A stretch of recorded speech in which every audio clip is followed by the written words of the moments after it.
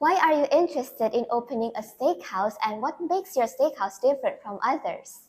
It was a bakery at first at the store, and it was belonged to my wife, and then I just put like some chicken parm and a burger, just like simple food, but apparently the food was the highlight for Hungry Kitten.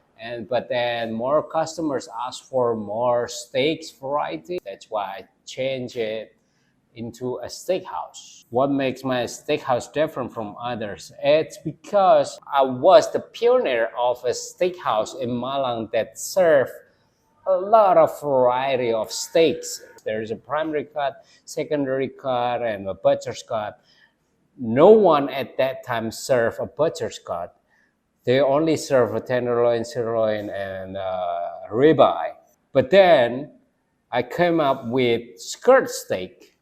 I came up with spider steak. I came up with something else. I came up with ram cap. There were a bunch of different cuts that you can actually explore from one beef. As you can see, Hungry Kitten has the grill and the dry ager, like that. That's easy why Hungry Kitten is different. Now, I would like to know, where do you usually store your meat? That's a good question, actually, especially if you ask me, because that's our highlight for a steak.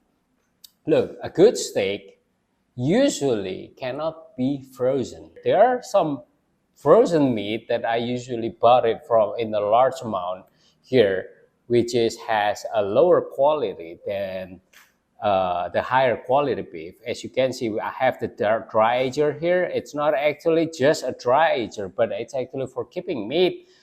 Some special meat that I got here, it's actually never frozen from the slaughterhouse. Now, I'm really curious, when did you establish Hungry Kitten? It was a long time ago, 2011. Who influenced you the most in your journey as a restaurant owner and as a meat specialist? I used to study in the States. I used to study in Philadelphia. That time there was a guy, a chef, and he was actually my mentor. His name is Chef Tom Macrina. You can Google it. It's on there. He was the former president of American Culinary Federation, and I'm one of them.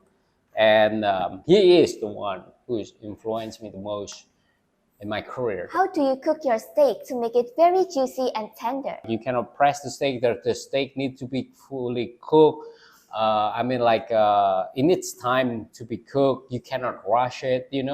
That's why when you come here, it's not McDonald's, it's not fast food. Do not expect you come here, you're gonna get your food around like 5 minutes or so, and then you get all of your steak here cooked beautifully. No, you will not. Just be patient. Now, since we are on the topic of cooking technique, could you explain a bit about the machine over there? The machine over there was actually made by your dad, right? Your dad was amazing, man. I just told him my vision, and then he made everything. Boom, boom, boom, boom. He's like the Iron Man of Malang, So yeah, the machine itself, it's from the inspiration of the gyroscope. Just like rotate your meat over and over with the gyroscope system. It looks beautiful, and it's gonna cook your meat more evenly, but it's gonna cook it slow. Now, could you give us some tips on how to get a high quality meat and how to identify them? It needs to be fresh. It cannot be frozen. When I mean fresh, it doesn't mean that it's fresh killed. What happened with the fresh killed meat? There is a thing called rigor mortis.